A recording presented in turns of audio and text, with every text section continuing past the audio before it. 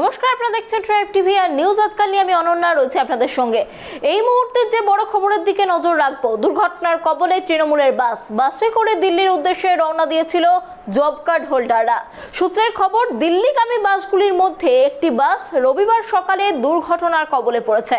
ঝাড়খণ্ডের কোডারমার কাছে এই ঘটনা ঘটেছে বলে জানা যাচ্ছে। আপনাদের আবারও একবার জানিয়ে রাখি, দুর্ঘটনার কবলে তৃণমূলের বাস। জব কার্ড হোল্ডাররা বাসে করে দিল্লির উদ্দেশ্যে রওনা দিয়েছিলেন এবং সূত্র মারফত যেমনটা খবর পাওয়া যাচ্ছে, এরই মধ্যে দিল্লিগামী একটি বাস দুর্ঘটনার কবলে পড়েছে। ঝাড়খণ্ডের কোডারমার কাছে এই ঘটনা ঘটেছে বলে জানা যাচ্ছে।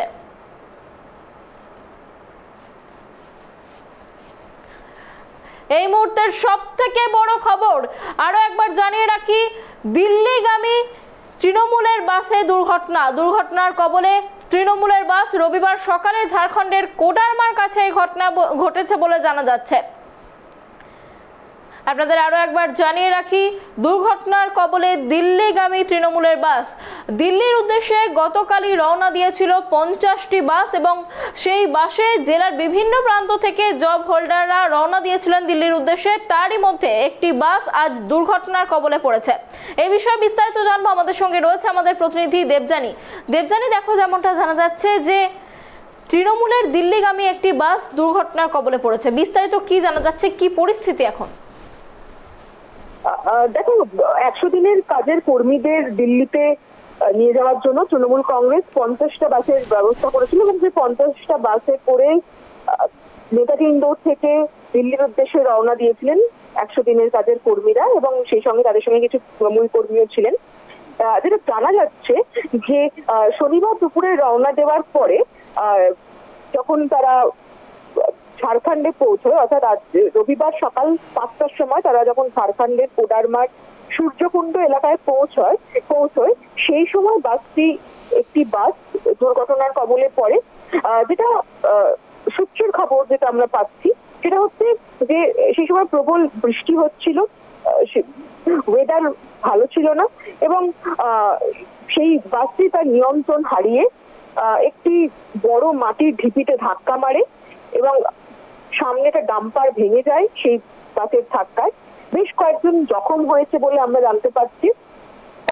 তাদের আঘাত খুব একটা গুরুতর নয় এবং যারা যে কয়েকজন আহত হয়েছে তাদের সেখান থেকে পুরুলিয়ার একটি হাসপাতালে নিয়ে এসে তাদের প্রাথমিক চিকিৎসা করা হচ্ছে এবং তৃণমূল সূত্রে যেটা খবর যে সেই বাসে যতজন যাত্রী ছিল, প্রায় 33 জনের মতো যাত্রী ছিল বলে জানতে পারছি।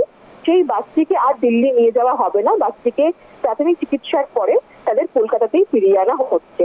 অনন্যা, দেবযানী, কোনো হতাহতের খবর তাহলে এখনো পর্যন্ত নেই? একেবারেই না, কোনো হতাহতের খবর নেই। কয়েকজন জখম হয়েছে মাত্র, এমনটাই খবর পাওয়া যাচ্ছে এবং যেটা আমরা সূত্রের খবর পাচ্ছি যে সময় বাসটি দুর্ঘটনার কবলে পড়ে সেই সময় তার গতিবেগ ছিল ঘন্টায় 65 কিলোমিটার এবং বাসের সামনের অংশ টুবড়ে গিয়েছে। তবে একটা বড়সড় দুর্ঘটনা হতে পারতো, অনেকেরই প্রাণ যেতে পারতো, কিন্তু সেটি অনেকটাই রক্ষা করা গিয়েছে চালকের তৎপরতায় এবং যারা যাত্রীরা ছিলেন তারা অল্প বিস্তর জখম হয়েছেন। তাদের যেটা প্রাথমিক চিকিৎসা করার পরেই তারা সুস্থ হয়ে যাবেন বলে দলের তরফ থেকে দাবি করা হচ্ছে এবং বাস চালক হচ্ছেন মদন সাউ। তিনি জানিয়েছেন যে এই বাসটি তারা কলকাতাতে নিয়ে যাচ্ছে, যেহেতু দলের তরফ থেকে তেমনই নির্দেশ দেওয়া হয়েছে এবং এই মুহূর্তে ওই হাসপাতালে আমরা যেটা জানতে পারছি যে স্থানীয় তৃণমূল নেতৃত্ব রয়েছে।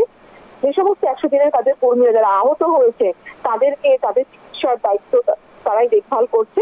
এছাড়াও ওই বাসে আমরা 100 দিনের কর্মীরা ছাড়াও পুরুলিয়ার পুঞ্চা পঞ্চায়েত সমিতির সভাপতি, পুঞ্চা পঞ্চায়েত সমিতির সহসভাপতি, পুঞ্চা ব্লক তৃণমূল কংগ্রেসের সভাপতি, মানবাজার এক পঞ্চায়েত সমিতির সহসভাপতি এবং বান্দোয়ান ব্লক যুব তৃণমূল কংগ্রেসের একজন সভাপতিও ছিলেন এবং যেটা পঞ্চায়েত দুর্ঘটনার প্রসঙ্গে যেটা পুঞ্চা পঞ্চায়েত সমিতির সহসভাপতি কৃপাসিন্ধু বন্দ্যোপাধ্যায় জানিয়েছেন যে এই চিকিৎসার পরেই তারা